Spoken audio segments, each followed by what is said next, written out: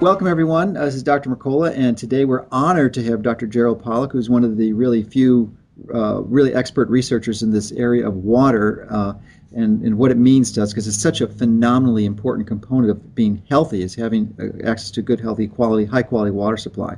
So I'll let Dr. Pollack describe his academic credentials and his training. He's associated with the university. And so welcome, and Dr. Pollack, and why don't you let us know what your training credentials are? Okay, thanks. I'm a professor at the University of Washington. I'm in the bioengineering department. Mhm. So I became interested in water, and we've been doing research in my laboratory at the University of Washington now for some 10 years on water.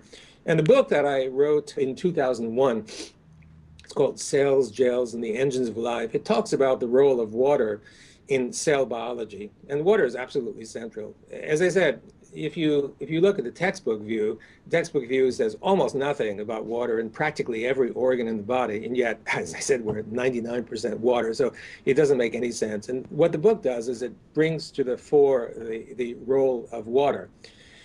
The central message of that book is if you really don't understand how water interacts with the components of the cell, you haven't a clue how the cell works. So that's what really got us started. And we've, as I said, we've been doing research in that area now for 10 years, experimental research. And we found out much more than we ever expected to find out about water. And most people think, well, water, everybody knows everything there is to know about water.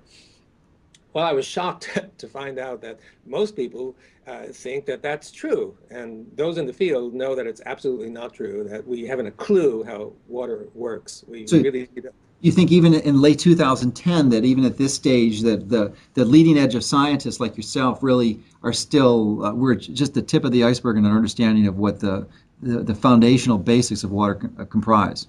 Absolutely right. At the foundational basis, we really don't understand it. So it's there all the time. It's the gift of the environment. Excellent. So I guess I'm interested in understanding, in having our listeners and viewers understand how this structure impacts on their own particular circumstances and health. Because we've all heard a lot about structured water, and actually many people who hear about it, at least in conventional circles, are relatively skeptical and doesn't even believe the concept exists, let alone that there's value to it. And and it becomes particularly important when we seek to introduce high quality water. You've told us that 99% of our body is water, and we have to obviously replenish that. We don't make it ourselves. And the real challenge that many of us have is to make sure that we have a supply of clean water, because of course we live in an industrial society and it's associated with so many contaminants. So that filtration process to clean the water supply frequently destructures the water, as I understand it. But how about the application of drinking structured water, and the importance of that is how that interacts with the water that's already in our system? Is that water integrated into our tissues, or does it go some sort of transformation before it, and how does that work? That's an open question, and my inclination at the moment is to say that if you're able to drink this kind of water, it will be good for your health.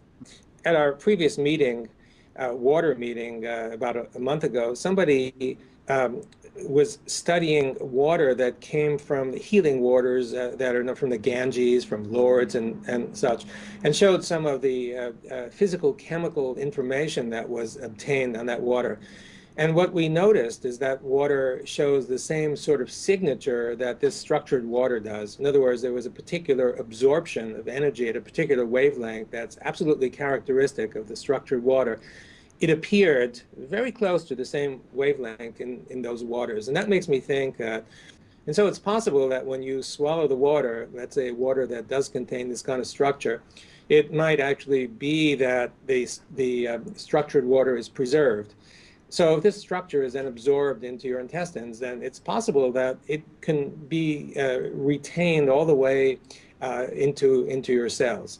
So it's also possible that it's the charge that really matters. So this structured water contains charge, negative charge usually, and it's possible that what you're really doing is absorbing the negative charge. You mentioned one component of the structured water is this charge, and I'm wondering if introducing electrical forces into a water or a current into a water would help restructure it or destructure it, if you've looked at that.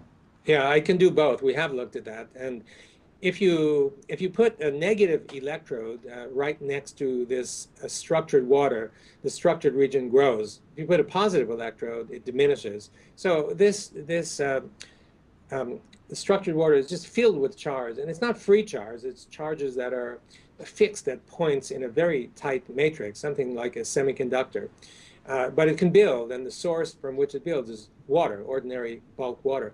So if you put an electrode in, a negative electrode, right associated with this negatively charged water, or negatively this structured water, the structure builds. It just adds more and more and more, and it can grow to enormous dimensions. So yeah, if you put the electrode in, it does work. It's a powerful effect. You know, part of it is skepticism, just like structured water. People aren't familiar with the concept and they think it's a bunch of hokey nonsense. Yeah. They don't really have the scientific understanding or the physics training to understand this. But, you know, the free electrons are one of the most powerful antioxidants around. They can really neutralize many of the free radicals and such. But I had no concept prior to our discussion that it would also improve the structured water in your body, and even not just it was free structured water, but the one that's integrated into our very cellular structure. I mean, it's just really a profound understanding. Let us see how this type of water affects human blood. The doctor is drawing blood from a patient's finger. Using a special microscope, we shall be able to see the condition of her body from this drop.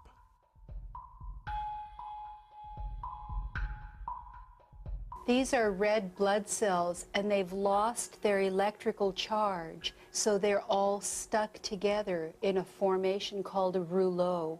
Here's a huge symplast. Symplasts are associated with heart disease and arthritis and lung disease and many other conditions that could be coming in the future. The doctor asks the patient to drink a small amount of structured water. After 12 minutes, the doctor again draws blood from the patient and studies it. So you can see that the cells then become buoyant, they become slippery, and they have their electrical charge, so they repel each other. That allows them to carry oxygen, and it means that we're changing the pH of the blood back to an aerobic environment rather than an anaerobic environment.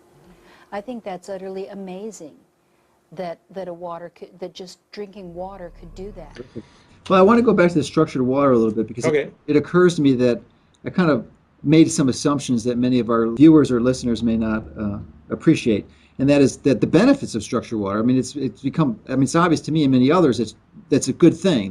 That structure, imposing additional structure into your own tissue or drinking structured water to improve it would be something beneficial and something we should strive for. But I'm wondering if you could provide your perspective on the benefits of this, or why this is something we may want to have more of in our life. This structure is absolutely critical. When we die, all of the structure is lost. But for us to live, we need to have this kind of water. And this water, as I mentioned, it has potential energy because it has order, which is a kind of potential energy, and it has charge separation, which is like any battery.